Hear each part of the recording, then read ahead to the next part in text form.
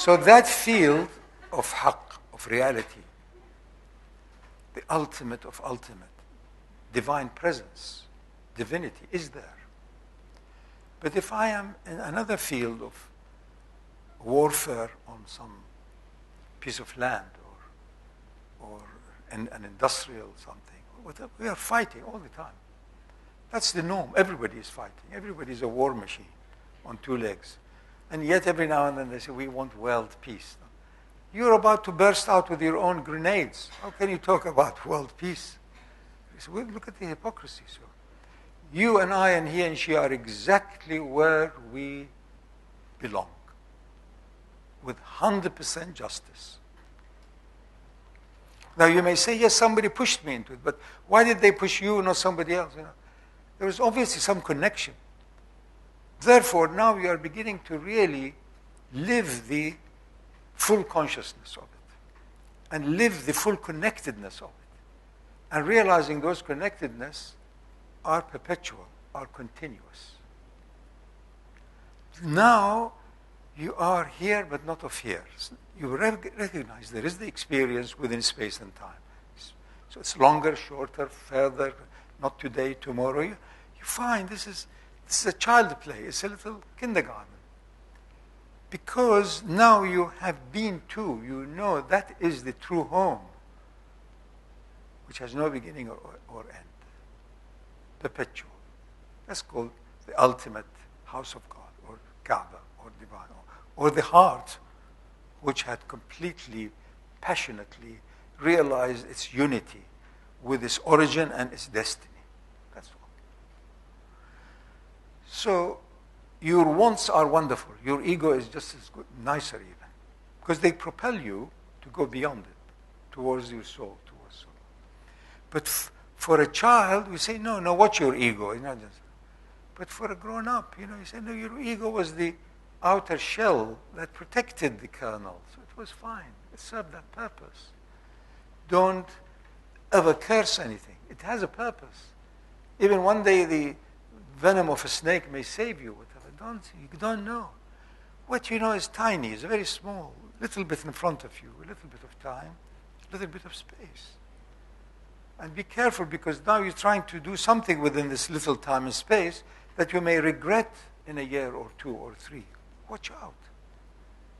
What is your reference? So the last question as to how to get there necessarily ends up being that find a way, find a path, find a teacher, find someone who can lead you along a territory that you have not been to. And the difficulties that we all collectively experience more and more in these days is that there are teachers at basic levels. There are teachers for a religion, for a spiritual path, for a meditation technique, for skills, for whatever. There are all kinds of levels, hundreds of different levels of teachers. Necessary. They will always help you to avoid the pitfalls. Much of it is to do with no, don't. Also, some of it they can help you with yes, because it is better for more people for longer time. That's goodness. What is going to be good for as many, for as longer time. That's good. That is better and better action, until the act itself is goodness itself.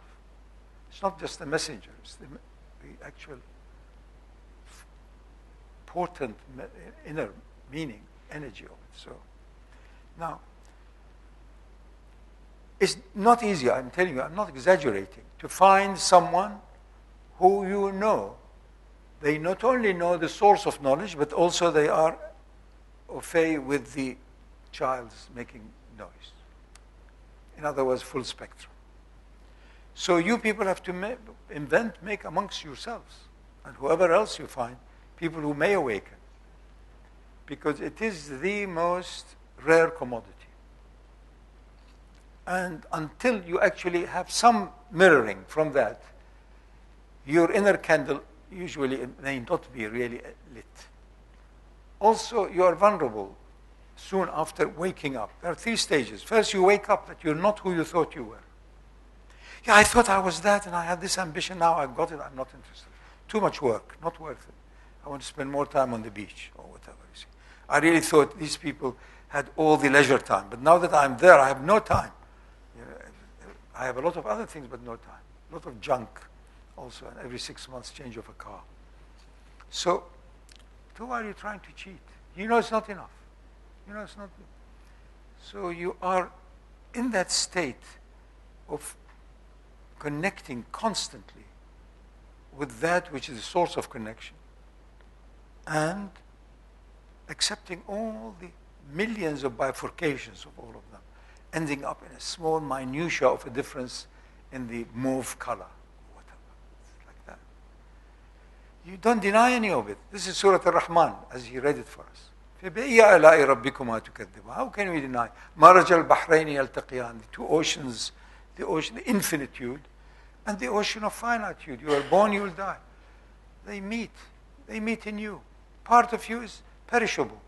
Part of you tells you, I don't want to die. But yet I don't want to be 150 years. Nobody would like to look after me. You know, by the time you are in your 70s, 80s, people run away. Quite rightly, you know. It's full of demands, full of noise, all the time complaining. And the times have changed. Of course times have changed. Everybody, by the time they are in their 50s, times are not the same, you know. Previously we used to get, you know, people working like slaves for nothing. Now they demand 200 rands a day. Before you said it also, the rand has devalued, so it's become 300 rand.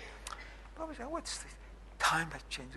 Great wisdom. So of course young people run away from such gibberish. You know, if you get older in age, and if you don't get younger in your absoluteness, in no life, in no beginning, in no age, then you are not there. It has to be balanced. You're out of balance. Really. Your outer immobility as you get very old has to be matched by inner mobility. Inner mobility is you're flexible. Yes, there's no harm in it for anybody. It's all right. That's why do it. Doesn't matter. May not have a great merit in it, but all right. You've come up now with something with more merit. What is it? I want to serve the neighborhood. What do you want to serve them? Usually, often people say, really, I just want it for everybody else.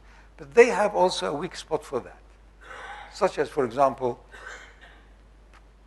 sensitive to noise. So the neighborhood is noisy, so he takes on that course. There's always a bit of you in it. Otherwise you can't, it's the seed from which, so you can't deny it. Quran reminds you, see, don't deny yourself from that. Put it in its place, accept it, and move on. Because you are bones, you are calcium, you are hard, you are rigid, and yet you want your heart to flow. So, there you are. You want, in order to reach a point of beyond wants, and who you are humanity and divinity mixed up to varying degrees. You all want to be higher in the ultimate because it's more powerful, more pervasive. So, it's natural for you. You want to be near God. And occasionally you think, why not me? Once you get why not me, you've sunk again back to the animal, to the zoo of identity. Well, is that all right? What I'm saying? Really? Is that okay? Really, I can stop. Say a little more. Huh? Say a little more. Say a little more. A little more. I was told, say a little more. A little more. It's supposed to be a joke.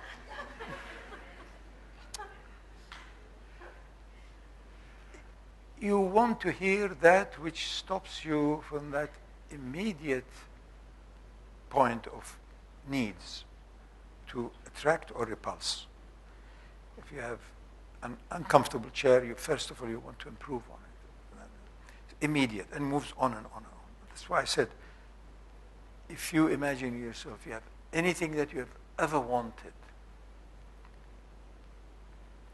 Think of a big house, cupboards full of things, really qualified, reliable stuff, and a car. But you're so content that you don't even get out. You don't want anything anymore.